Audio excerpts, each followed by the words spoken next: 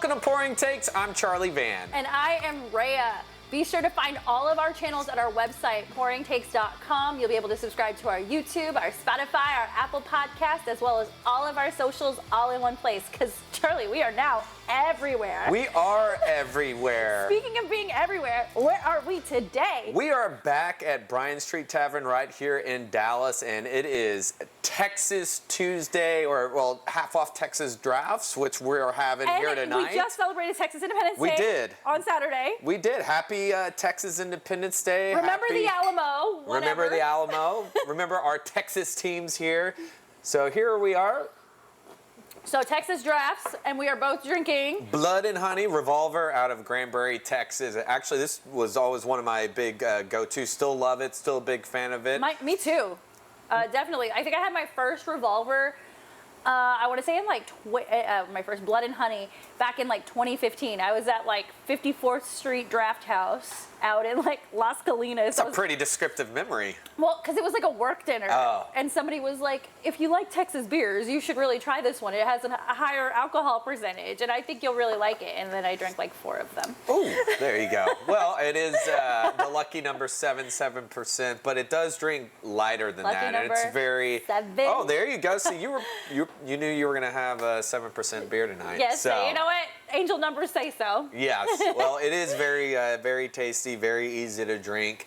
But also, I will say, too, with Happy Texas Tuesday as well here. So what kind of shots are we going to partake here in a second? Well, so we didn't really have shot takes. I mean, we had like our Love is Blind takes, which, by the way, I was technically right. Like, I totally knew they were going to get the cast together and all of that stuff, and we'll get into it later. I was right as well. Yeah. Thank you. I mean, it was very easy, very predictable. I think the next batch of episodes, the finale, that we'll have all the shot takes on. But for now, Texas staple, Tito's vodka in these lemon drop shots. As you can see, sugar on the rim. Very sweet. In honor of Sugar Sean O'Malley fighting on Saturday. I like that segue. Now you have to drink. And of course, you know, lemon drop is vodka, lemon juice, simple syrup. I think so. I could be, for you out there that know shots, let us know that, but it does sound right. Yeah, you can troll me on Discord or Twitter or Instagram, whatever. Or TikTok. TikTok. Our TikTok is doing really well. It is doing well. It is, and people have had opinions. I've been watching. Yeah, if one more gross, creepy guy calls me sweetheart in the comments, I might lose it. Oh no, I haven't had that yet. Are you jealous? I'm over here on my own island. All right, to being a sweetheart. There you go.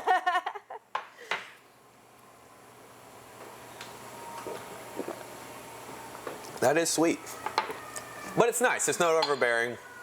It's kind of in Goes that. down easy. It's like green tea. Yes, go down. Why do I always do that? Sorry. You have to drink. There you go. Oh, you're mine. I'm sorry, Mom and Dad. No, but very nice, very tasty. Yeah, very good. So today we're going to get into UFC 299. We'll talk about the Stars making that big trade ahead of the trade deadline, which is on Thursday. We'll talk about if they make another move or not, all things there. We'll talk about the Mavs' recent slump, and I don't know if we should really call it a slump because they've only lost 2 in a row, but it has definitely been dicey these last 10 games. A little concerning. And then we'll round out with our Love is Blind recap, predictions, and all the tea and all the shade. Sound good? All right. Well, since we got sirens going, let's hit the alarm on this. All right. UFC 299 taking place in the beautiful South Beach, Miami, Florida. Forgot the name of the arena, but it's where the Heat play. They changed the name recently. Oh, it's not American Airlines anymore. A long time ago. Oh, shoot. Well, that shows you. I'm not taking my talents to South Beach. Are you still in 2011, my friend? I am. That was a glorious year for us, Mavericks fans. Yes, you're not wrong. So we were talking about this earlier before we started recording. This is probably one of the more stacked pay-per-view cards that we've had in a very long time. And knock on wood, well, this is wood. Knock on wood, everybody makes it through fight camp and is healthy. Everybody makes weight, and we get a really great show. Because I think it's been a while since we've been able to look at a pay-per-view card from top to bottom and be like, you know, I could watch all these fights. Some of these prelim fights and even like early main card fights could be headliners for fight nights. Like, lots of great battles within all the divisions in the top 10. Super stoked about it. So what we're gonna do is we're gonna pick a couple of these fights, do a little bit of analysis, maybe keep score a little bit, and see which one of us does better at picking these fights. I mean, you won the last battle at the pay-per-view, so I did. So I've got some making up to do. So we will see how this goes. So we'll start in the prelims. Big matchup in the lightweight division, aka 155 pounds. We have Mateusz Gamrot versus Rafael dos Anjos. Yeah, I really like this matchup, especially from the grappling wrestling. Gamrot is a very, very stylish wrestler, very strong grappler. We saw that with Beneil Dariush. RDA is no slouch in that department. A lot of submissions, very crafty. BJJ black belt, former UFC lightweight champion. Big reason why he won that over Anthony Pettis was because of that strong grappling ability. So, but he's got great hands too. I was gonna say he just needs one hit and he can put you on the ground. And I respect the heck out of wrestlers. As somebody who has taken months of wrestling as an adult. It's probably my favorite thing in fighting, honestly. Even though I'm a stand-up fighter, I love all the nuances that come with wrestling, so I always pay closer attention to wrestlers. Do you view RDA as kind of a gatekeeper now? I mean, he is ranked 11th. That is Gamrot's ranked number 8. That is a very fair comparison now. I would say a couple years ago, maybe not. But we did see that Faizev fight a couple years ago. I mean, who, by the way, still a star on the rise despite the Gaethje loss. I mean, that guy can hit like a truck, too. Oh, for sure. But he is at that up and down, up and down. It probably started with Colby Covington at 170, too, in that loss for that interim welterweight title. He can win some fights, but is he going to put a streak together against some of these guys that are coming up? They're, I like to say, hitting that first momentum wave to get to a title.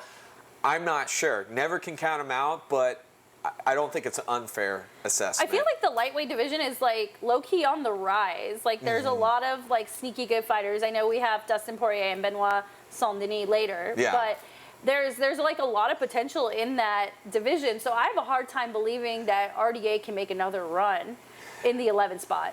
I mean, anything can happen. I mean, Glover Teixeira was able to do it, but it's not going to be easy, especially because the style of fights now, when you look at the division now, I remember way back 155 when it was reintroduced, you had Sean Shirk mauling over everybody, strong wrestler, but then you had Kenny, who was great Muay Thai. You had a lot more brawlers, strikers with some wrestling. Now they're just well-rounded. Yeah.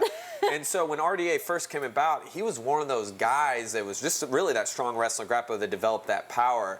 But yeah, when you look at Gamrot, I mean, it's an equal mirror image. I would say if I had to make a pick here, though, I think Gamrot is going to come out. I just think he is a little bit more well-rounded in that, and I just think his wrestling is going to be hard to deal with. Yeah, I'm with you. I always side with the wrestlers. I feel like they have unstoppable cardio. They can run circles around you, and they can move away from being hit hard. I don't want to say that RDA, to me, his career is done because I respect him too much for that. But I just feel we have these new wave of fighters. Also, mosquitoes everywhere. Yes, they're bugging me, Charlie. They are bugging. Oh, you drank. You said it before I did. See? I think my puns are rubbing off on you now. A little bit. Which is great. You know, when you're best friends with somebody, you pick up their habits. That's true. Which habit would you want from me? Your head kick. No, your forwardness. That is your not a boldness. habit. You're fearless. Okay. She's the more. I said that before though. You're more the risk taker. A little bit. Yeah. Well, that was a really elite compliment. Thank you. Well, hey, it's the yin yang effect. What I do want to compliment though RDA on just real quick. I mean, you're right, but this is also a guy that can be that humbling experience too. Not the word I thought you were going to say. What were you thinking I was going to say? The way you drew out the hum. Oh, yeah. I thought it was going to end with a P. And I was like, where is he going with this? Oh. It's not Wednesday. It's not Wednesday. Yeah. No, but I mean, he's that guy that, is always in the mix, but he can be that where you think a guy's on the rise and you got to get through that test, but I think Gamrot's going to do it. Yeah, I'm going to roll with you with Gamrot. So let's Ooh, there was a grappling pun. God, today is just my day for the puns. I'll take one, too. All right, moving on. Let's go to the women's flyweight division. Former champion Caitlin Chikugan, now Sarah Minara. Former contender. She didn't win the belt. She didn't win the belt. Yeah. Sorry, former contender Caitlin Chikugan, now married last name Serminara, which We think that's what we just said. I just noticed the update yesterday, so I'm really sorry if I totally butchered that. Versus Macy Barber, the future. Who we followed since she was in her early days here in LFA, like when she was only 2, 3. I mean, we've talked about her before, how she was this young prodigy phenom on the rise, and now I feel like she is coming in that more mature stage in her fight game. Yeah, I think that injury really leveled her up. Like, you hear it all the time. Like when you're sidelined with an injury for a long time, you have a lot of time to think and process and be like, well, I could have done this different. I can change my training regimen this way and that way. I mean, that's essentially what I did when I was out with knee injury. I sat at home for 6 months and was like, maybe I should learn to fight left-handed. And so I did when I got back. And this is a really interesting matchup. Caitlin's 4, Macy's 6. Lots of moving and shaking in the flyweight division. Champ Alexa Grasso. Valentina had that belt for a very long time. You have up-and-comers in that division. What's the girl from France? You have, you have Erin Blanchfield. You have Blanchfield and you have Mario Firo. Firo, Fenoy. Fenoy. Yeah, and who's got a fight coming up. Yeah, and she's actually headlining a fight night. Yeah. Yeah, girl power. So. Actually, there are 2 fight nights back-to-back where there's women fights as the headline. Yeah. No, that's awesome. Hey, happy International Women's Month. There we go. Cheers. Cheers right there. It's my month. That's great. I mean, and I think the flyweight division right now is exciting. We're gonna wait to see what happens. You know, will Valentina get another shot right away? I mean, both those fights were. I mean, well, the first fight obviously Grasso, but it was a lot of Valentina. The second one very close. Yeah. So, but it doesn't hurt to have some of these new contenders. No, I'm really excited about the new blood in the division in that, the top 5 range. I really would love to see Macy Barber take this one. Her fight name is The Future. Show me. Because Caitlin, what's her fight name? Isn't it like Barbie or the Blonde Fighter? The Blonde Fighter, yeah. That didn't change. Yeah, thank God. But I would love to see her surpass Caitlin because Caitlin has been such a staple in that division for so long. And like you said, she's had opportunities to win the belt and hasn't quite been able to convert. I mean, hey, I don't think I could beat Valentina in a fight either. But I do want to see Macy succeed, selfishly. Well, and like you said, the future, and it's somebody that's newer in that. Like I said, we've been on the rise where she was tearing through everybody up until she got to Roxanne Modafferi, highly veteran, right? And that was a humbling experience there. And obviously she had the knee injury too. That didn't help, but still. But now she's on that path where like, okay, I really do believe she can be a contender. This is that fight. And I think it's a fight where it really I think even a close fight won't help her. Like I think she needs to come out and make a statement because you can we know both of us, like when you're going against Valentina or even Grasso, those are finishers. You can't have these close fights. And the thing is I think this is going to be mostly stand-up. Yeah. Neither one of these girls are known for getting on the ground. Caitlin does have a good ground game though, because she is a Matt Serra. Under Matt Serra. She's a kickboxer. No, she kind of reminds me of Holly Holm at 125. That's exactly what I was thinking. Why do you read my mind like that? Well, and this is where I think if I had to put a favor, I have to put a favor with Caitlin when it comes to the strike. And Macy's a very forward and pass. It's not bad, but I do think Caitlin's so long and rangy too, and just IQ in there. I agree. Macy's gonna have to get inside and make it interesting and mix it up. But we have seen the shorter fighter prevail. Macy's also the younger fighter, so I'm rolling with Macy Barber. All right. Well, I'm going Caitlin. All right, we finally disagree. I was going to come up with something else on there that I was going to say, not because of the pick, but it didn't come out. I don't know what I was trying to I don't know what you're saying, so drink. All right. All right, moving on. Let's go to the heavyweight division. This is my least favorite division in fighting, by the way. Like, I feel like every time I watch a heavyweight fight, it's oversized toddlers who are drunk punching each other. I don't know. Tom Aspinall looks really good, though, real quick. I would say the Aspinall-Pavlovich fight was very athletic and I was very scared during that. Like, it's non-stereotypical for heavyweight fighters, but I love you, DC. You are one of my favorite humans in the world. But watching you throw punches sometimes, I was like, sir, you look like a drunk oversized. But he was one of the best, heavyweights to do it. I would say Stipe is also the best heavyweight fighter. Technically. Very technical. He never looked like a big, oversized drunk baby fighting. No, he never fought like a heavyweight. He moved more like a 205 or 185. But and John Jones at heavyweight is the same way. Yeah. So yes, I have my reservations about the heavyweight division. I do not like watching heavyweight fights. I probably blame Derek Lewis for Sorry, that. heavyweights. My balls was hot. Anyway, so we got Curtis Blades and Jailton Almeida. Yeah. And they were supposed to fight before. And so, you know, Curtis Blades was a wrestler turned striker, also knockouts. I mean, he's been on the end of some, you mentioned Derek Lewis, Francis Ngannou, but I mean, this guy puts away. His nickname's Razor Blades. I mean, he developed into that from just this wrestler. I believe junior college, he might have wrestled for 4 years, but really good wrestler. However, Almeida is one of those black belts that comes in and he just puts people away too, and you go into the ground's a gambler. So, okay, so my question to you, Curtis Blades, ranked number 5 in the division. Yeah. Almeida, ranked number 7 in the division. We've seen Curtis Blades against the cream of the crop. I believe we've seen him against Derek Lewis. Saw Derek. He lost to Derek. He got knocked out. He's lost twice to Francis Ngannou. And did he fight Cyril Gane as well? I think he did. Let me look. Let me just check. I want to be right. Yeah, I want to be right on this. So the thing is my argument here is we've already seen Curtis against the cream of the crop in this division. And I'm going to go the same way I kind of went with Macy Barber. It's the new blood, the new faces.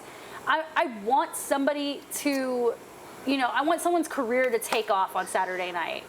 He didn't go against Cyril. I think they jolted at each other. Jawed at each other? Jawed at each other, jolted. Drink. So he did beat Tom Aspinall, but Aspinall did tear his ACL in that fight. Okay. Good to And that was his last win, but he did last win, but then he did get finished by Sergey. So, but Sergey's like one of those guys who's kind of... Sergey's also, I would say, like an incredible fighter. I enjoy watching Sergey fight, but for me, I want to see Almeida climb that ladder. And I know I sound like the girl that keeps picking the underdogs, but Curtis Blades has been around for quite some time. If he was meant to be a top 3 fighter at the heavyweight division, it would have already happened by now. I mean, but the heavyweight is one of those, it just takes one, and that's what's crazy about it for me. Yes, you say the bar drum, but it doesn't take much, and that guy has the wrestling and the knockout, and that's one thing I'm not sure that Almeida as long as it stays on the feet. Now, going to the ground, as long as Almeida's got him. Possibly, like that top pressure. I'm gonna go Curtis Blades, and I'm gonna go Curtis Blades by TKO. Wow. By second round.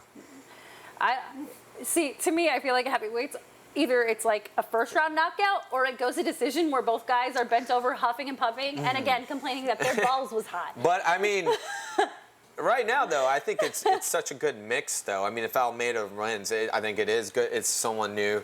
But if Curtis, there's a resurgence because Francis isn't there and Derek's not in the mix right there. Yeah. So that's and he's always, when he thought about like John Jones, like in the mix, when you think those wrestlers that develop, I'm interested to see.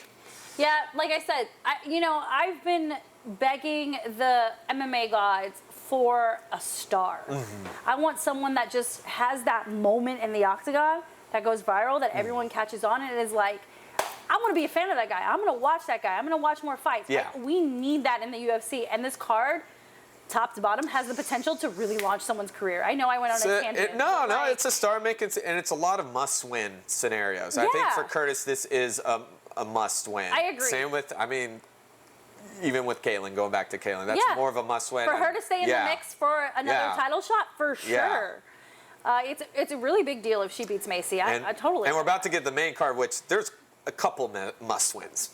This main card is so tasty. It's a filet mignon cooked medium rare, served right off the grill. I just want to sink my teeth into it. I'm sure you can find some Miami restaurants that can cook that up for you. I wish I was going to Miami. I know. I was looking at tickets and I was like, this is the fight of the year. Yeah. Like, this card is I really do think so. All right, so the main card opens up with Peter Yan and Song Yadong in the bantamweight division. And for those of you at home who don't watch fighting, that's 135 pounds. So these guys are small but mighty. Mm-hmm. No offense. Yes, no. They are small and mighty. You have Peter Yan, the former bantamweight champion, in a very must-win. He's on 3-fight losing streak. Now, with that being said, those losses are too questionable. Well, Aljamain, Sean O'Malley, Merab was not questionable. That was a pretty one-sided. The Sean O'Malley one was questionable. That was questionable, but regardless, two of those guys are champions or former champions. Another one is the next #1 contender, Merab, who had his way with them. Yep. But guess what? Two of those were wrestlers, And Peter You know Yan how I feel about wrestlers. Peter Yan is a really good kickboxer. Sambo, I mean, don't get me wrong, he's got good wrestling and strong, but he's going up against a guy that's going to zombie right forward. I mean, Song Yadong is tough, but just go watch that Corey Sandhagen fight and how well-rounded Sandhagen. I think, though, Peter Yan on the feet, this is his time to earn it back. Yeah, I'm a huge fan of Song Yadong, and I'm gonna ride with Peter Yan. Yeah, same here. I feel like he's really gotten the shit end of the stick in his career with the UFC. I don't know if it's because he's Russian. I don't know if it's because they were trying so hard to launch Sean O'Malley because they needed a star, but like Peter Yan is a very technical fighter and he's very well rounded. And yeah, I get it. He lost to Aljo and he lost to Merab Dvalishvili. Yeah. But I don't think he was really given a fair chance. Well, I mean, I think the Merab fight, that's just not a fun fight for anybody. I mean, if you don't knock him down, I mean, he's the better wrestler. He is. I mean, that's the reason why he's there with Aljo. And you know, Aljo's a really good wrestler. Those are just not his style of fights. Think about the guys he beat. Jose Aldo. Jose Aldo's not a wrestler. He's a black belt, but he's standing brawling, and that's Yan Sambo. So... and then the Sean O'Malley, there's a whole thing if you want to look into that. I mean, the cut didn't help him. I thought it was more in his favor, but still he got cut. This is his time to I am back. I am no mercy, and I'm going to show no mercy. And I do feel like he's going to do that with Song Yadong. Yep, and like we said about the lightweight division, there's a lot of great talent at bantamweight right now. Like that division is totally catching fire. Everybody's paying attention to what's going on, and I agree with you. This is the redemption game, if you want to call it that. Yeah, for sure. And it'll be interesting to see. Song Yadong trains out of Ultimate Fitness with Uriah Faber and them. A great camp, great big wrestling Ultimate camp. Fitness? Aren't they Team Alpha Male? Or Team Alpha, but Ultimate Fitness is the gym. Okay. Yeah, and maybe they rebranded. The team is Team Alpha Male, but he does have that grappling pedigree. It'll be interesting to see if he decides if he wants to try to take it to the ground. I feel like this card is going to be all stand-up, mostly knockouts. Hello, 50 G's from Dana White for Fight of the Night, and he's probably going to give out at least 3 or 4 of those bonuses. Shot take. There you go. That's a shot take. We will see if Dana's feeling very generous. Hey, yeah, how generous He's are having you, a couple Uncle of cocktails on Miami, and yeah, who knows? And he might drop by 11 later. You know, he's gonna have a great time. You think Pitbull will be in the crowd and DJ Khaled? You know, Miami? funny you mentioned Pitbull. Charlie, what is today's date? March 5th. Which is 3/5. Oh. It's 305 day. Hello, Pitbull, Mr. There Worldwide. you go. All right, drink to that. Drink to that. I bet he's in the crowd. Definitely. Oh, Khaled. That would be funny. I think they'll all be there. It'll be a lot of fun. Who comes out to a Miami themed song? Like, I would come out to Into the Air Tonight, Miami Vice, Phil Collins, or one of my favorite versions is the non-point metal version is really good too. Underrated. Well, I don't know these fighters well enough to know their music taste. It wouldn't surprise me if Sean O'Malley doesn't come out to Into the Air Tonight. Okay, we'll get to Sean. I'm not gonna. I know. I'm just saying. Gonna He's the only one that gets pop culture. culture like fun walkouts. I feel like nah, he wouldn't. Never mind. All right. Next up, in the welterweight division, a.k.a. 170 pounds. So these are normal-looking men who drop 20 pounds on weigh-in day to weigh 170 pounds. So what you're saying, the 135s are normal-looking men? No, I already said they're small and mighty. All right, I'm just gonna. I'll let you take this one. All right, we got Gilbert Burns, the former welterweight contender, taking on Jack Della Maddalena, who has definitely been on the rise. One guy to watch, high stoppage rate, just well-rounded. And, you know, Gilbert's coming off that loss to Bilal Muhammad this past May, which he took on a short notice, I believe. So it was 8 or 10 days. Yeah, and that's Gilbert for you. He's game. Gilbert's down to fight. He's like, tomorrow, I'm going to fight you. DTF, down to fight. Yes, different meaning. Anyways, we're somewhat PG here. Gilbert Burns, though, one of those guys, I mean, you were talking, I don't consider him, and I'm saying this because we're saying it with RDA, because I feel like they could be considered in the same boat. I don't quite consider him gatekeeper because he does go on those streaks, and he's actually into, like, even Neil Magny, like, a lot of people's rises, and, I mean, he's always one punch away, and his grappling is second to none, too. Yeah, I was going to say, he is one of the more well-rounded fighters out there. You know, being Brazilian, having that black belt in jiu-jitsu totally pays off and gives him an edge that not a lot of 170 fighters have. 170 is very striker heavy. I mean, you think of guys like I was gonna say Stephen Thompson, Well, yeah, Stephen Thompson. karate guy. Now Michael Venom Page coming in, which we're about to talk I about. was gonna say Jeff Neal. Well, Jeff Neal, yeah. Great on the feet. Neil Magny, great on the feet. Michael Pereira is another one who's here Leon. later. Yeah, Leon Edwards, yeah. You know, And- like it's these guys, you know, outside of like Usman, are Who's also, though, his boxing, though. has yeah. improved, but he was Yeah. a wrestler. He is a started off. wrestler. But he did knock out Gilbert Burns, his old teammate. And That's what I'm saying. yeah. His stand-up game has improved because 170 is a striker's division. So, for me, this fight's very interesting. So Gilbert Burns is ranked at number 4 still, so he's like that constant in the division. And then you got Jack Della Maddalena, who is ranked at number 11, who's the up-and-comer. I really think Jack is going to make some noise. And I know I keep picking the lower seed. No, there's nothing wrong with that pick. I'm going to say Gilbert, but I'm going to say it's going to be 3 rounds. Yeah, I see it going to division. I'm not surprised if Jack, because he is well-rounded, and he's way overdue, in my opinion. That don't let that number 11. He's been on everyone's radar for a long time. He has had some questionable decisions, but it doesn't matter. He comes to fight, and he's not going to go down. Yeah, 170 is a very fun division as Yeah. well. I know I've said that like 3 times tonight, but there are certain divisions in the UFC that are just like a different level. Well, especially even now post GSP, George St. Pierre, because that guy reigned for so long Wait, and are you hard. talking about movie star Georges St. Pierre? Yes, it depends on what movies you're pointing Captain out. America 2. Okay, that's one. But but it's fun, and even now, and love Kamara, but even without Kamara at the top, like he made things exciting, but it's still exciting. Yeah. And it's almost like 155. It's just so back and forth. Yeah, it's really And we got exciting. Shavkop in there. He's the boogeyman, Ramen. Oh, Yeah. I can't wait to see that man fight Yeah. again. Like, I honestly, who was I talking to? And they were like, Jeff should have never fought that man. I mean, here's the thing. Jeff is game to fight anybody, and he's Love Jeff for that. And here's the thing. He's But it the was a only one match to of- like throw the whole world at him. I mean, Wonder Boy couldn't even do that. It's just that guy's a zombie mode. I know your favorite. Colby Covington is still. He will be in the audience in Miami because it's Florida. It's Oh South yeah, Beach. and he will trains be at there. MMA Legends. So The question is, will he be wearing a Make America Great hat or not? I don't know what Colby Covington I is think he going to will wear. be. It's an election year. Yeah. Donald Trump is his bestie.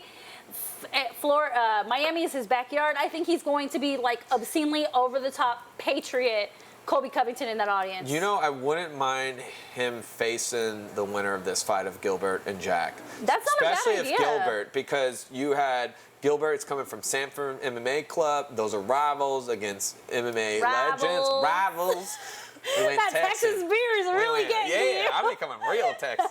I'll just be Matthew McConaughey. I All think right, it'll be all right, all right. But yeah, I mean, he's going to be paying close attention. And Yeah.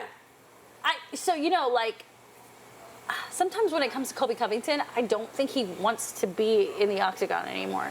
After what happened with Leon, after what happened with Usman, he's just kind of a puppet. Like, he's just there for entertainment, just to talk some shit and rub people the wrong way and be this character. I feel like he's more WWE than UFC these days. Well, now the WWE's with, TKO. However, I will say this. Can he win a lot of fights? Yes, he can, because his style is overwhelming. There's a lot of fights, and I'm sure he'll be watching some of these that are here on the main card. One in that co-main event of a guy that him and have been beefing back from American Top Team Day. So, all right. Well, we'll see. But we're going to stay in the welterweight division. Yep. Our friend Kevin Holland, ranked number 13, against Michael Venom Page, who is making his UFC debut. He's coming from Bellator. This is a really big deal. This was a really big signing for the huge UFC. signing, long overdue. And what a way to come in against a guy like Kevin Holland. Yeah, I mean, if you don't know Michael Venom Page, go watch all of his Bellator highlights, because they're all a highlight. He actually even He's an absolute star. Yeah, pre-COVID, he cracked a guy's skull with a flying knee and did a Pokemon, like he's a big Pokemon. He's a big showman. He comes out with the Thanos glove. Now they asked him, with how UFC, and Bellator, they let you be a showman. He's like, well, I'd rather ask for goodness than permission. He is flashy, and when it comes to striking, he's one of the best out there in the MMA game. But see, you say that, and it proves my point. The UFC needs a effing star. This could be your guy. You need someone who's a little bit of a showboater, someone who can really put the promotion on the map, someone who can relate to the audience. Okay, I know Pokemon isn't my thing, but a lot of you nerds love Pokemon. He does have that nerdy. He does have that nerdy side. I mean, it worked for Israel Adesanya. I don't know that I want to like. Here's the thing. Like, I think Kevin Holland's the perfect opponent for him, and Kevin and Venom is the perfect opponent for Kellen, because Kevin's one of those guys that is out there and unorthodox. This is a wild fight. This is one of those fights. Their walkouts are going to be fun. It's going to be so fun, because we know Kevin. Kevin, since XKO days, he's the showman. This is a perfect dance party. He never really had an equal like that, you know, and I think they're going to have fun. Yeah, I agree. Hey, Tanner, if you're getting yourself another beer, you can get us beers too. Yeah. And so how I would look at it, Thank you. how I would look at it too is like, this is going to be, I don't think this goes to the ground. Even though it goes to the ground, Kevin's your guy. He is. He is a Travis Lutter black belt. That is not something He has worked really hard on his wrestling and his grinding. Yeah, and he comes from Didn't a really he go good. and visit Khabib? Yeah. I mean, people, might not, Lutter was way back. Lutter was a high-level wrestler. I mean, and black belt here in the area. So I'm excited, but if I had to give straight at Michael Venom, though, that's the guy you just don't want to play the striking game with. I mean, he's just so. I think this ends by stoppage. UFC, a star will be born, and his name, Michael Venom Page. He's already been a star. It's just but in the it's UFC. A UFC star. Yeah. Well, and I think it's great, and I love his personality. He seems like a super cool guy. He's funny, and he has that nerdy side. So we'll see what happens, but that's a fun one. All right, we've arrived at our co-main event, and this one is sure to be a banger. And yeah, I'm gonna drink for that one. There you go. Go ahead, take it. Take it. All right, in the co-main event, which could be a main event on any other cards, you have the former UFC lightweight interim champion and BMF belt holder, right? Oh, no, he's not. He lost it. No. But Dustin Poirier taking on Benoit Saint-Denis, who, by the way... Benoit Saint-Denis. Okay, there you go. She's teaching me. Sorry. Yeah, I know. Hey, wait. Je parle français. But here's the thing. Très bien. If you don't know him, this guy, I'll get to Dustin here in a real quick second. This guy, first of all, former Army Tactical Force. I mean, just when I was watching the countdown, I didn't know a whole lot other than his fights. I mean, badass. By the way, I think it was him and his wife. They're at the gun range. They look like Mr. and Mrs. Smith over here. But this guy's grappling and this guy's wrestling. And, I mean, his last win, he won by head kick knockout in the first round.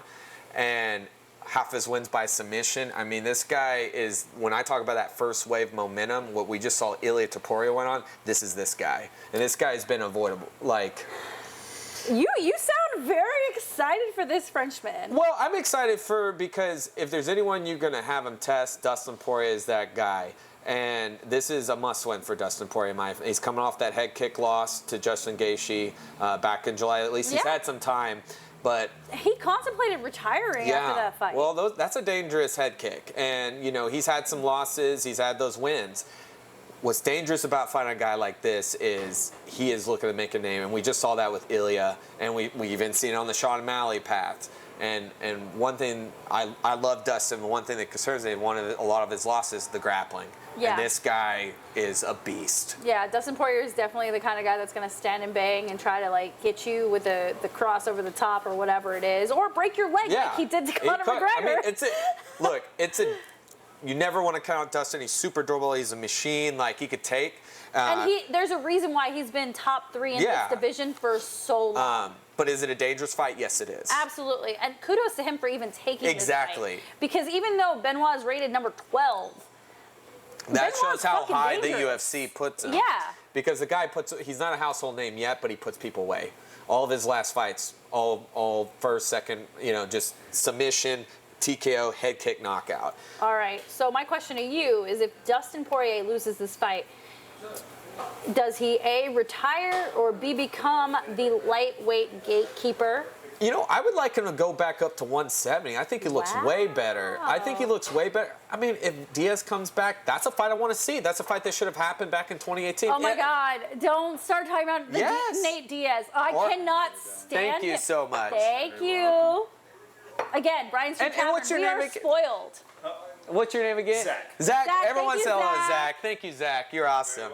Well, okay, here's what I was saying, the Nate. Like, those super fights, like those kind of fights, I won't even mind him and Kobe. Here's the reason why. They have beef. You know, if Kobe's not going to be, that's what I'm talking about. Yeah, I could definitely see the UFC using Dustin as like a kind of super fight magnet. Yeah. Like, you know, with all the injuries to the champs and the reshuffling of the main events moving forward, it wouldn't hurt for an international fight week matchup against Colby Covington. I would watch it. Connor still probably wants that fight again. I mean, here's the thing. Don't say that man's name in my presence. It's how it ends. Like, if it ends. Now, Dustin, his boxing's really good as long as he keep it from the ground. I feel, even though I know he got the submission of Michael, Chandler, it's not the same as this guy. But I mean, he always has the boxing. He has the veteran. It is 5 rounds, so the later it goes, I do favor Dustin. But if it does go bad for him, how does it go? If it's submission, no, he shouldn't retire. But if he gets stopped again, I love Dustin. I don't want to, and I know people who know him personally don't want to see him go down that route. Okay, look, we're not professional fighters. We're friends with a lot of professional fighters. I feel like it would be really hard for him to walk away, even if he loses. And that's why if he gets knocked out? Even if he gets knocked out. You know what? I think he'll want one more. It's not even the one more. I think, like I said, at this point, he's an attraction. He is a name that people gravitate to. He has his hot sauce line. He does. I haven't tried it. I want to try it. He looks like Channing Tatum, okay? He's going to be just fine, and I think taking fights against a Nate Diaz after this or a Colby Covington, because it creates a storyline. And I know this is probably my WWE brain talking here, but I think that's the route that's actually better for him in the long run. I don't see Dustin Poirier ever wearing another belt again. Well, unfortunately. Well, the thing I love the guy. And here's the thing: can he win this fight? I definitely think he can, just based on the veteran. It just depends. I think with Benoit, he needs to get after it early. I really do, because Dustin's got cardio. He's big. He is a big 150 fighter, and he's got that boxing, and you can never count him out. He's been counted out a lot. But even a win over this, it's going to be interesting to see. I still would like to see him go up a little bit, because the mix at 150, there's still guys above him. Gaethje beat him. Gaethje's going to fight Holloway, but still is right there with Islam. And there's a whole little tournament. So, hey, UFC, you want to do a tournament in the lightweight division? I mean, watch. It's the old school UFC way, but I say it's a must win in the sense of this is the last run on that, outside of the fun. All right, who you got? I got Benoit. I got Benoit by submission. I also have Benoit. By rear naked choke. Second or third round. I really think, this is a 5-round co-main, which is lovely. Those are music to my ears. But like I said, I really believe that this card is going to showcase talent and people that the casual fan has not heard of. And that's going to be great in the long run. So I am also going to roll with Benoit. And I love you, Dustin. I do. I actually have this. Okay, funny story. So I went to a UFC fight in Tampa in 2019 with my girlfriends, and Dustin Poirier was the main event. I forgot who he was fighting. I snuck in bottles of 99 in my boots that day. I was really wasted. So afterwards, they were staying at the Sheraton near the arena. And my girlfriends and I knew some of the Fortis fighters. Yeah. So they said, hey, come meet us at the hotel. We'll go out or whatever. So we went to the hotel. We met up with our guy friends. And Dustin Poirier was at the bar with his wife. Yeah. And one of my girlfriends goes up to Dustin Poirier and was like, hey, me and my friends are really big fans of you. Can we get a picture? And his wife was like, oh, my God, yeah, I'll take it. Girls, get the photo. Get the photo. Yeah. She was so sweet. So sweet. They take the photo. Take one photo. My eyes are closed. So 99 problems and a boot was one. Drake.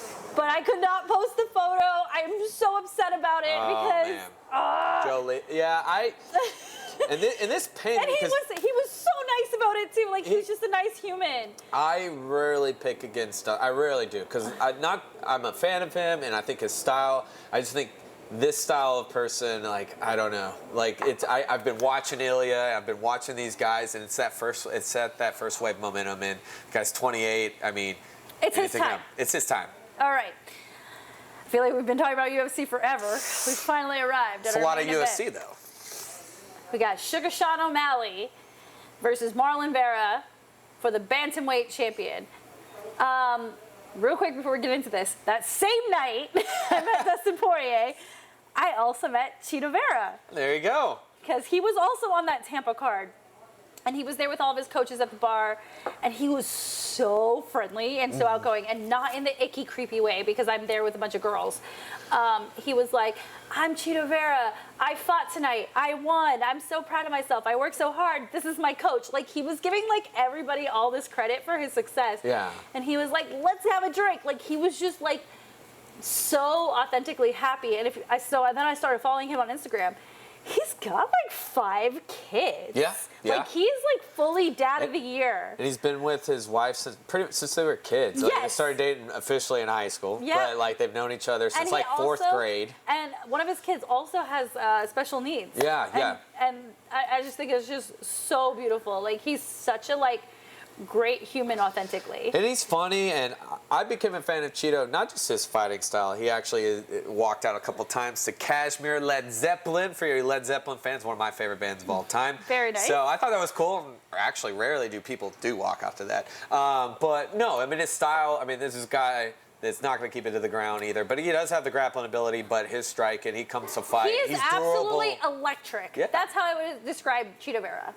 Yeah, and I mean, he's been in the mix for so long, and he's had some downs, and he finds, resurgence. He's had, the knockout over Dominic Cruz, and then Corey Sandhagen, who kept him more to the ground in that wrestling, and that's why this fight's so intriguing, because I don't think either one are going to be shooting. Okay, real quick recap, because this is technically the second matchup between these two. So what happened the first time? Yeah, so they fought during COVID in 2020, and O'Malley, you could see his ankle just gave out. And I've seen this before. I saw this with Michael Chandler a couple of years before that in Bellator. And it's just a weird, like, that foot just shuts off. Yeah.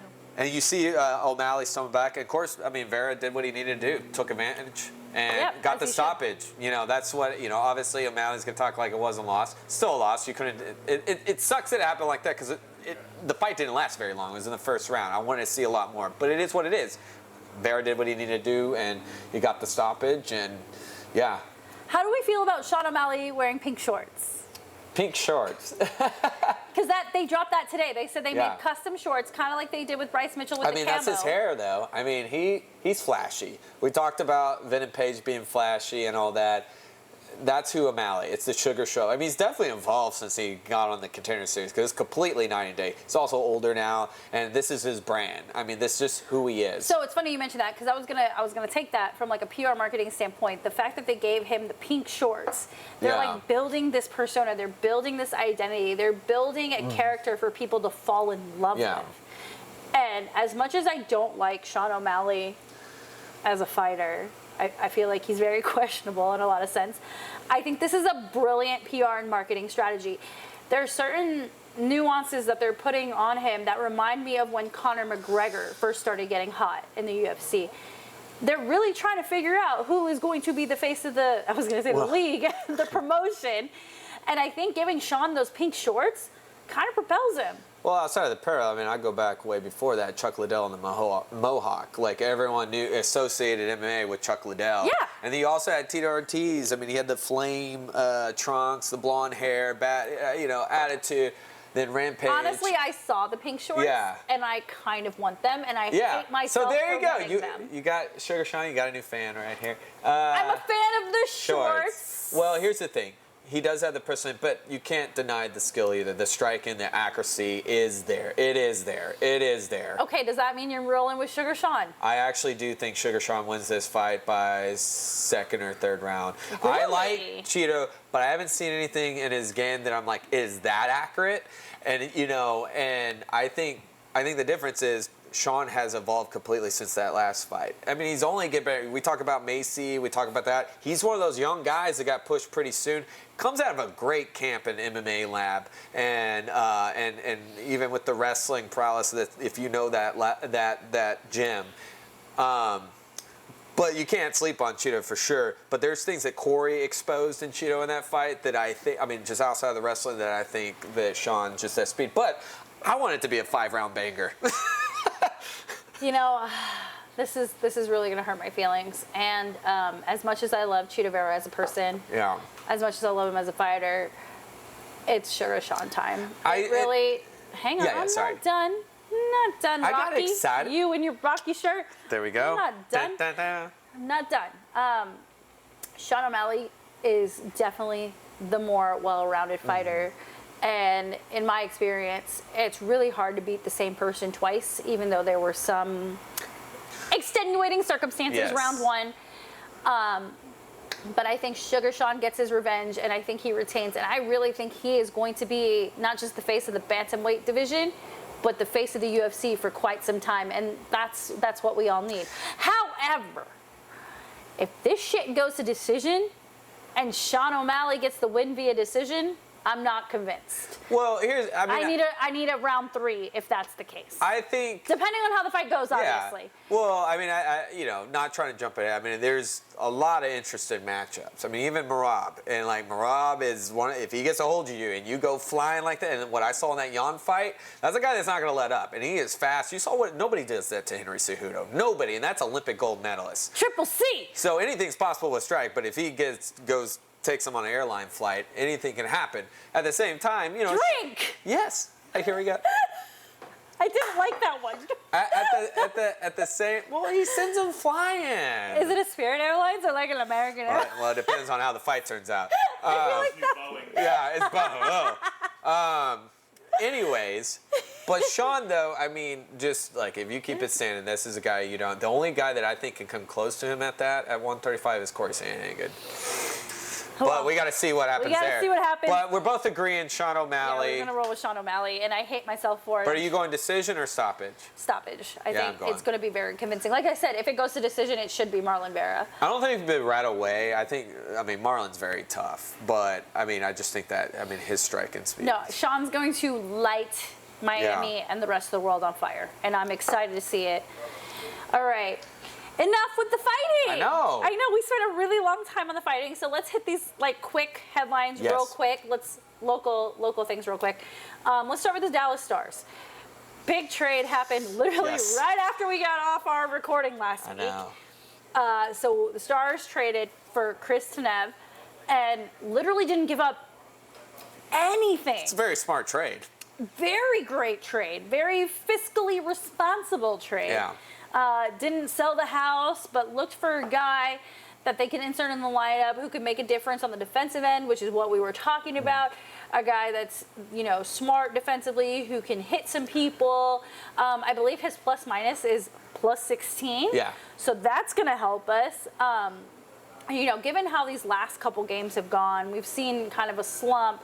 We've had to go to a shootout against San Jose, and San Jose is not the greatest team out there.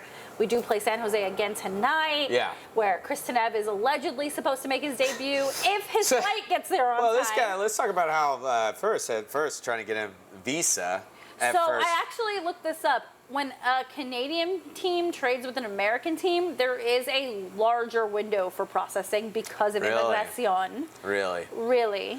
But then after that, now weather issues cause it.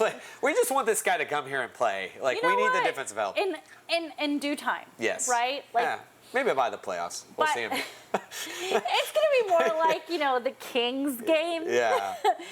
But, the front office really made a great move here. Yeah, they did.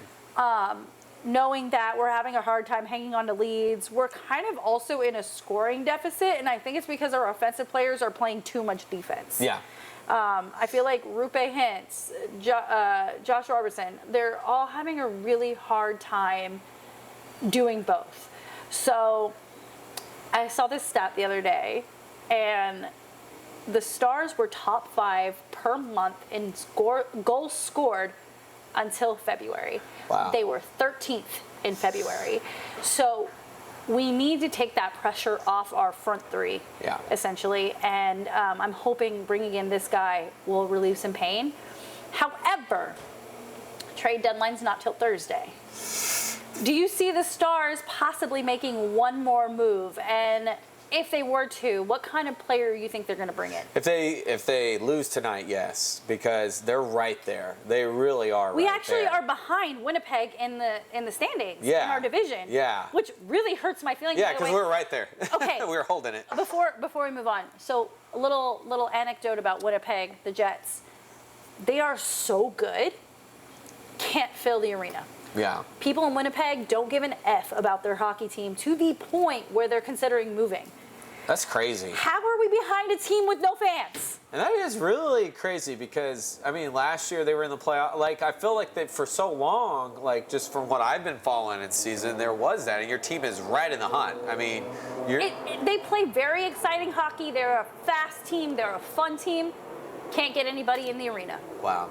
That's fucking sad. That is very sad. Well, that's kind of like how we watched in baseball last year with Tampa. You know, yeah, same thing with Tampa. Exactly. You're not wrong. But yeah, no, that's crazy. I mean, we got to win tonight. I mean, I think even if we win tonight, find that extra piece if you can. Do win at all costs right now. I wanna get a veteran in here. Someone who can kind of like match the Joe Pavelski role. Yeah. Because I don't think Pavelski's the same guy he was last year, whether it's age or exhaustion. I don't know what it is. But I need someone who can come in here and be like, y'all are way more talented than you're putting out on the ice, and y'all got to pick it up. I'll say this about Pavelski. I think he's still very solid. I mean, when you're looking at somebody who can deliver. I am literally wearing a Joe Pavelski there you go. bracelet. I am a Joe Pavelski fan. Yeah, no, I mean, I think he's still solid, but he can't do it alone. Exactly. And I think we're asking a lot.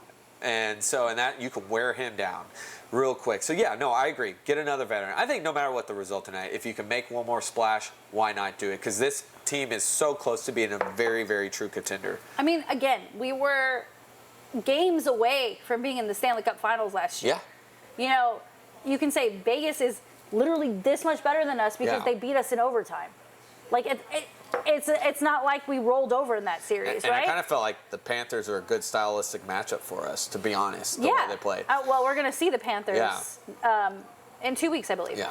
So, yeah, I would like to see them make one more move because I think this team is lacking that veteran leadership. And I know we have Jamie Benn, and I know we have Tyler Seguin and Joe Pavelski, but I need someone who is going to be kind of an asshole, who is going to like kind of set a precedence for this team, saying no one's going to push us around because we're not the most aggressive team. We skate kind of fast. We score a lot of goals. But I'm never going to get in your face and hit somebody. And kind of on the opposite end of the spectrum, and this is like a total like wildest dreams, Taylor Swift scenario. You see that kid in New York? Oh, yeah. Rempe. And him and against Reeves, Brian Reeves. All he does is start fights, and he is on the trading block. They don't want to keep him. Tall is that guy? He's 6'3", 6'4"? Yeah, on skates, he looks 6'7". I would love to have somebody like that. Yeah. Kind of reminds me of Antoine Roussel. Yeah. And Antoine Roussel was small and mighty, but like, I need someone who is going to bring that aggression. Because you remember in the Vegas series last year when Jamie Benn got so pissed, he wrapped his stick around some guy's and he was neck, out. Yeah, and then he had to miss miss the game. But that's the kind of emotion I need to see from this team. Our team is very even-keeled. And as an even-keeled person myself, that's great in the corporate world, but you're playing effing hockey. Well, you need a balance. I mean, Jason Robertson's very calm, collected. Then you have Hintz over here. You do need, though, that more aggressor, that in your face. Because if you want to get in the postseason, if you want to revisit Colorado, those are the teams that step it up, and you have to be intense. And that is one thing, like, can we light that fire offensively? Can we also light it defensively as well? And you want to be playing your best hockey in March. Yes. Playoffs are right around the corner. I don't want to go pull the Texas Rangers card and slump through the end of the season, be a wild card team. I don't love the idea, and I know our Rangers pull it off, but they had the coach though too. They had the manager, and I like DeBoer, and I like DeBoer, but like I don't know. I think he needs to be in the winning seat. I don't know if he can be in the wild card seat. I'm with you there. Yeah. I totally agree. It's division win or bust. I'm not a wild card kind of girly in hockey. Yeah. All right. Well, we'll see how this goes. We're in California for the next couple games, and then the boys are back home. I actually am going to the Florida game, I believe. You may either go to the Florida game or the Devils game. We'll see. Yeah. So I'm looking forward to that. All right. Speaking of slumps, Mavericks made those trades, got us all hot and bothered and excited. Got us all excited. Yet, here we are stuck in the 8th seed. If the playoffs started today, we'd be playing Golden State, and we don't want those problems, even though Golden State's kind of a hot mess in themselves. But they're the experienced hot mess that figures it out. I know, right? One series. Once the playoffs start, they're just going to turn it on. They're kind of like the Patriot, like the Chiefs even. Like they just know how to get in there, and you can't get Steph Curry. They just need to be in the conversation. Well, they don't have Steph to Curry. be leading the conversation. There you go. So Mavs are 6-4 in their last 10. Literally playing no defense. Yeah. I watched the game against Boston, and I get it. Boston's on a crazy tear, beating said Golden State by 30, 40 points? That was ridiculous. Spanking. So my question to you, I mean, we are literally 25th in defense. Yes. We are trash. What do we need to do to mask that? I know we're not going to be a top 10 defense overnight, and we're averaging maybe 110, 115 points a game. So our offense is clicking, but we're not winning games. Yeah.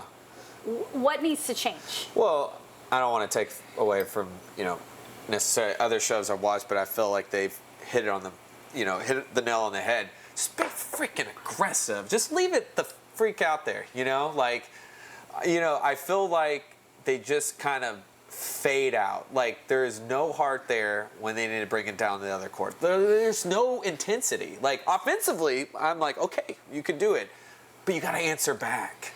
Okay, so piggybacking on that, a couple things. I think this team relies too much on Luka. Well, right? yeah, no, Obviously. that's been the ongoing. The fact that Luka has to score 40+ points in a game to win by 5 really just rubs me entirely the wrong way. So in my head, if I'm Jason Kidd, I need to get another source of offense, and that's why they brought in P.J. Washington. Yeah. P.J. Washington needs to average more than 10 points a game. P.J. Washington is a legitimate threat to be your third best weapon. And not just that, I want more out of our bench. I looked this up. I actually looked this up, and it's not because I'm a Tim Hardaway Jr. super fan, okay? They are literally 40-10 if Tim Hardaway Jr. scores more than 10 points. Yeah. If he comes off the bench and really runs the, quote, bench squad, that takes the pressure off Luka. It takes the pressure off Kyrie. It takes the pressure off P.J. Washington. They need to have other people really just step up. But doesn't that go back to Kidd and how you? Yes. There you go. So, because Hardaway's had one of his best seasons so far. Absolutely. I mean, he's been the support before PJ and Gafford came here, but we've seen this story these past 2 seasons. Yeah. And it's coaching. And when you have a coach, I'm sorry that, by the way, who is very intense during his time as a player, just sits back and is just like, I'm watching. That's a problem. It is definitely a problem. And if the Mavs end up being a play-in team and lose, or if they get out of the play-in group and go into the first round and they lose, yeah, I've been with you. Jason Kidd, gotta go. But we can't get there yet. No. We gotta focus on what's in front of us. And I need to see more out of P.J. Washington, and I need to see more out of the Mavs bench. Looking at you, goggle man.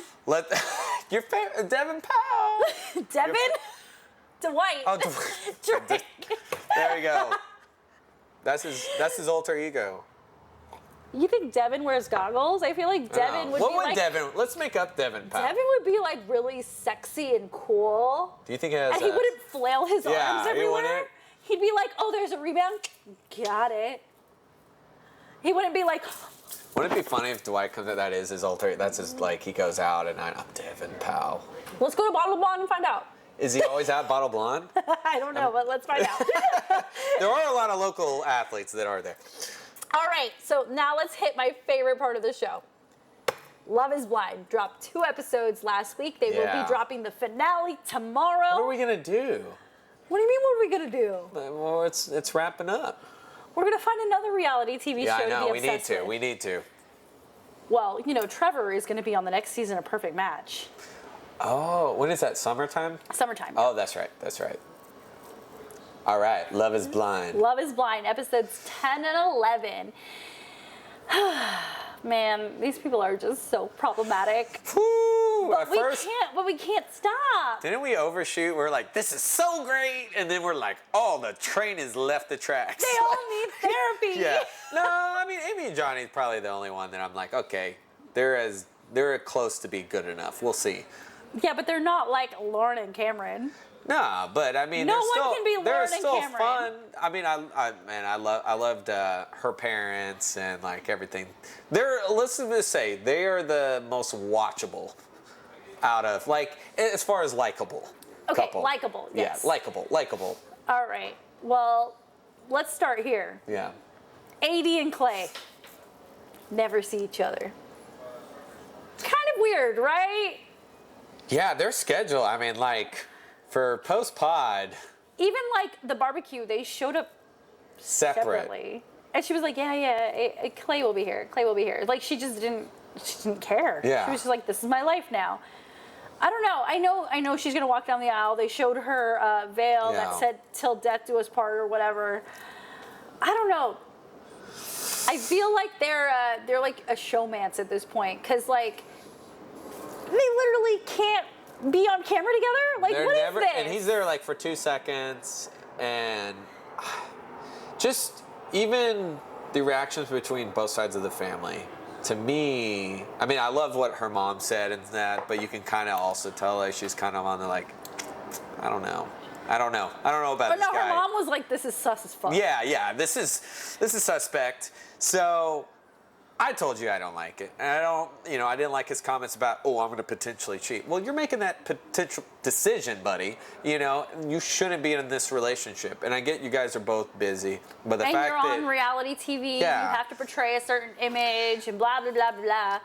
But it doesn't seem like you want to make it. Either side wants to really make it work, and if she has reservations, I'm not surprised. And he I don't know that he's really that 100% serious. Nope. And if you're on Love Is Blind TikTok, spoiler alert. I mean, they're not allowed to be seen in public until after the finale airs if they are still together. But a lot of people are going on social media and seeing them out in public and totally ratting them out. There you go, social media. And that's all I'm going to say. Yeah. Whether it's AD or Clay, you'll never know unless you're on Love Is Blind TikTok. But like... Yeah, I finally joined Love Is Blind TikTok, and now I'm like, just like, dang, that rabbit hole goes deep. So deep. You can spend hours on Love Is Blind TikTok. It's like Alice in Wonderland, just goes down. All right, I'll let you pick. Do you want to talk about Laura and Jeremy or Chelsea and Jimmy first? Let's go Chelsea Jimmy first, because the Laura Jim, like we already were like, that's already volcano gone. We kind of already saw that. Chelsea Jimmy though are everybody that has a TikTok is making a parody of them. It's so it's nauseating. So cringe. It's so I need Pepto-Bismol watching them. Because I'm like, are you on? Are you off? Are you on? Are you off? Like, it's just so bad. And I don't know who I really do dislike in this, because like it's just kind of like I'm gonna rip a line from a TikTok I saw. She goes, Chelsea, why are you making us feel bad for Jimmy? Yeah, I know. Because we shouldn't be feeling bad for Jimmy. At first you were like, but I do love Jimmy's parents though. They were fun. I agree. Chelsea made up a fight. I know, because he had one beer and she knows. He was out for 90 minutes. And then she comes back, and wasn't she drunk or tipsy? Yeah, she was drunk. You're like, I don't want you to go out and have one beer with the friends. You said that you don't go out. And then what bothered me about that exchange was Chelsea went for the jugular. She took a cheap shot. Yeah, she said, you told me off camera that you fucked her. Okay, he told you off camera for a reason. He didn't want to make you look stupid. Yeah. He didn't want to make his friend look stupid. And you put everything on blast. What is wrong with you? And then also, you're he's sober as daylight. Yeah. And you are drunk. Like, it's worse being, I'm just going to say, drunk at home. And he went out and had one beer. How hard was that for you to watch? Oh, man, I was beating my head because, for a while we've given Jimmy some crap. But then I'm like, if she had told me that, like, I don't want you to go out of the I'm like, I'm out of here. First of all, I always will say this. My friends mean a lot to me, like close to my family. They do. You haven't been here this long. You don't even know me this long. Now, great, I want this to go out, but the way you're acting, never tell to control their friends. And in my situation, I wouldn't do that. Now, if you have some shady friends, that's a different thing, and we can have that conversation. Doesn't seem like he does. That was a drunken moment. And I mean, I'm just like, it was gaslight. Like, it was a double standard. Yeah, it was really messed up. And I can't tell I can tell. I know what this was. She's insecure. Yeah. She's got an anxious attachment style. Yeah. And if things don't go exactly the way she wants and exactly the way she sees things, she's going to feel disrespected because she doesn't have the power in her to, like, validate herself. And then she threw that line out there, like, I know you were with Jessica. How do you know who I was with, The girl from the Pod Squad told me. And here's the thing. I mean, she already she already lied about being, Megan Fox. And here's the thing. That's neither here or there. But it's just like, I think you're just making up these battles that you don't need to. I mean, this guy is still with you. Yeah. I mean, and he saw Jessica, and he's still with you. If I were Jimmy and she said some of that stuff to me, well, I don't want to do this anymore. I quit. I'd be out. The fact that he was like trying to like parse out what she said and tried to be understanding, gold medal. Because you better than me, Jimmy. Yeah.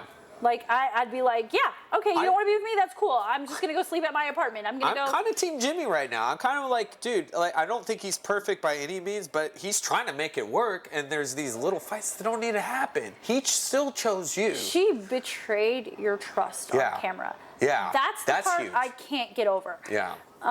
You also betrayed that friend. Like, that's just not good.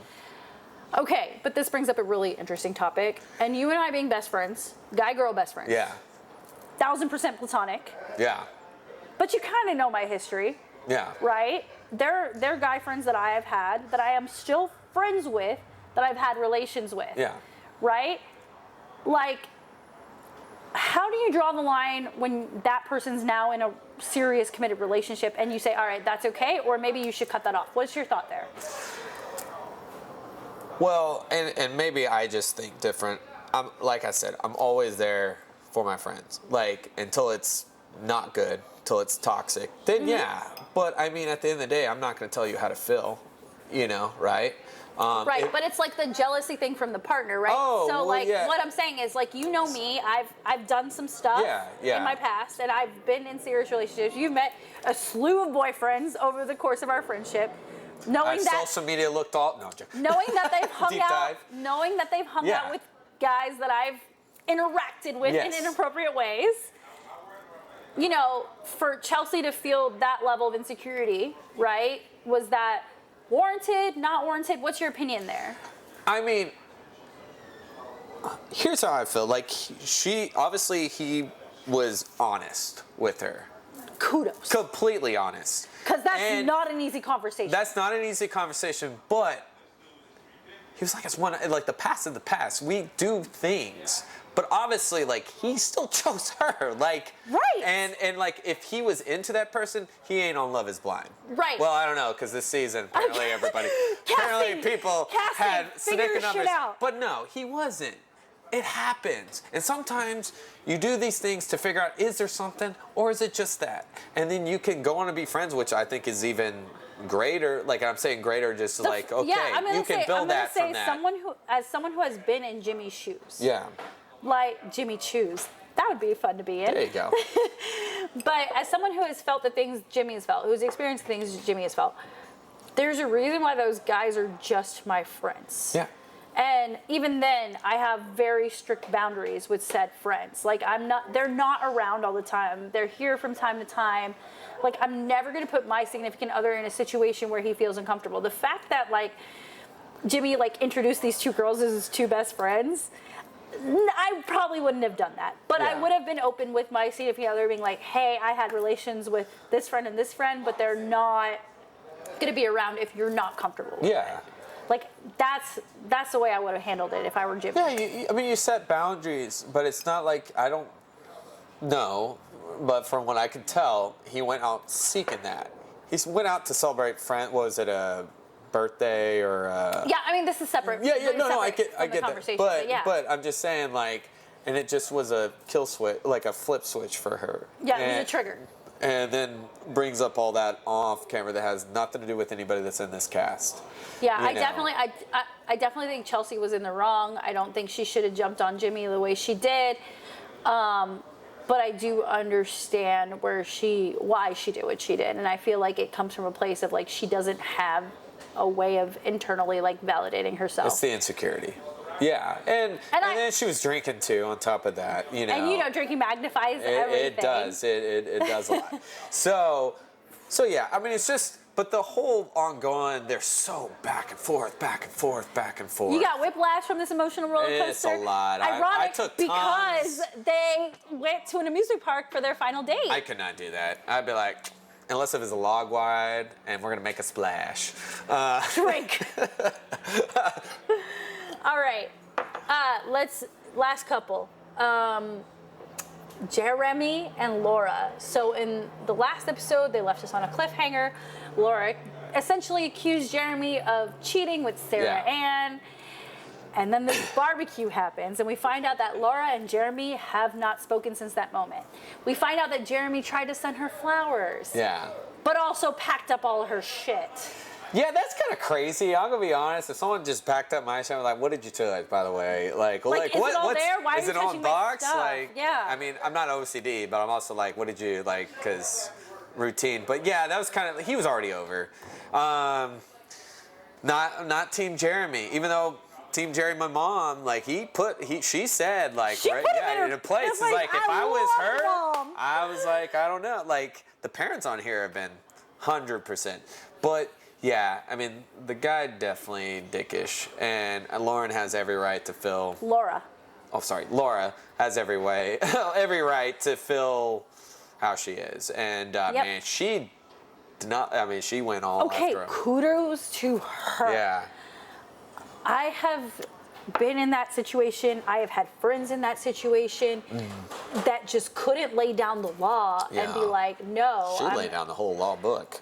She put that wall up real fast. Yeah. And she said, you disrespected me. You had my heart and essentially broke it. You promised with this engagement that you were going to take care of me emotionally, and you didn't.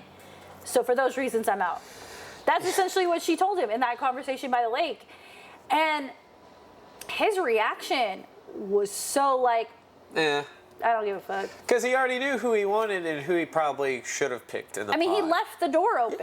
Yeah. How do you feel about the confrontation between AD and Sarah Ann? Sarah Ann trying to explain her side of the story, trying to say, hey, I did nothing wrong. I didn't know they were engaged, but I knew they were engaged. And AD saying, nah, ma'am. You knew they were engaged. You just like kind of knew. Well, because we're all in this. Because here's the thing. You know, we only see so much. Regardless, they're all in the pod together, right? They're all in this side. So they know these relationships are going on. They know who feels about what. So regardless, you are a significant other. You might not have been the one that got picked in the end. No, but, the fact that AD said he didn't pick you. Yeah. Like, you had no business doing what you did. Yeah. Well, and yeah, no, she is right. I mean, Sarah Ann's not in the right at all, because regardless, pick or not, you know that this is going to cause a lot. And even when they were talking, her and Jeremy, I was like, ooh, at first I thought she was getting the business, but it was just quick, like, oh, okay, let's go ride jet skis. It's like, I want you back. That jet ski scene was so cringe. It was like in sync when they're on the jet skis, like, let's go, you know, but how quickly she turned. It's like, all right, no, so devious. She had an agenda. Yeah. And, now she's making TikToks from in his place. Yeah. My only thing, Sarah Ann, what stops him from doing what he did to Laura and his ex? Because wasn't he engaged, apparently? So, just saying. Peace, love, and blessings, Sarah Ann. Good luck with that. Real quick, before we close out here, Let's make some shot takes. All right, let's do it. Who says yes at the altar? All right, I'm just gonna say the couples, and we're just gonna go yes, Yep, no. let's do it. AD and Clay. No. I also think no. AD deserves better. I am forgetting names. Johnny Amy. Johnny Amy, yes. Yes. Yes, I think they will say yes. Chelsea and Jimmy. No. No, and I'll say no for them. They're oil and bitter. Like, they don't, you know, and it's not that I wish Chelsea, I just don't. Chelsea's going to get someone who's better for her. Yeah, Jimmy's yeah. going to get someone better for him. Yeah. And then now we know Laura and Jeremy are broken up. I don't think they're going to film an altar No. scene between Jeremy and Sarah Ann, Yeah. but could you see Jeremy and Sarah Ann getting married? No. I think they just date. Yeah, I'm going to say Jeremy is in his F-boy era, and Yeah. he's going to milk this as long Yeah. as They're gonna have fun. Love is Blind allows him to. Yeah. And then he's going to go back to whatever life he had, Yeah. being a D-list celebrity. See him on Traders. Yeah, I'm trying to. I want a cameo from Jeremy. Or on Perfect Match. I want him to say, "This is Jeremy wishing Yeah. you a happy birthday, Rayya." That'd be cool. And in terms of the pod squad, we saw a couple people. The one person we brought up at the beginning of the segment, Trevor, who is confirmed to be Yeah. on Perfect Match 2. Is he going to be a good character or a bad character, you think? I think he'll start off at least good. I think he's kind of in the middle. He's so hot and cold. Well, I think he's only cold because of what we know right now. That's what I was going to say, yeah. But at the same time, if people forget that overnight and have squirrel brain, then he can be good. It just depends. It depends when it's in game. I really think he's going to be hella charming on the Yeah. show. And I really hope one of those girls ends up exposing him. Yeah. Because guys like that will make a mistake eventually. I don't think he'll come across right away. Yeah, that's what I'm saying. Eventually Yeah. he'll make a Yeah. mistake, and it'll Yeah. be interesting to see how that rounds out. So next week, we are at the Sandy Pickle in the Yes. Village. One of us is going to, well, we're both going to try pickleball, and Yeah. we'll see how that goes, because neither of us have played before. It'll be a fun deal. Drink. And we'll recap everything that happened at UFC 299, talk about this, the finale of Love is Blind, get you set for the reunion, which honestly Yeah. can't wait for, and then see how our Stars and Mavs are performing heading into their playoff pushes. Anything I'm forgetting, Charlie Van? No, I think that covers it. Thank you for tuning in. We will see you next. Oh, by the way, thank you, Bryan Street Tavern, as always. Taking really good care of Yes. us. Love you Cheers. guys so much. Happy to be here, and we can't wait to come back. Cheers. Thank you, guys.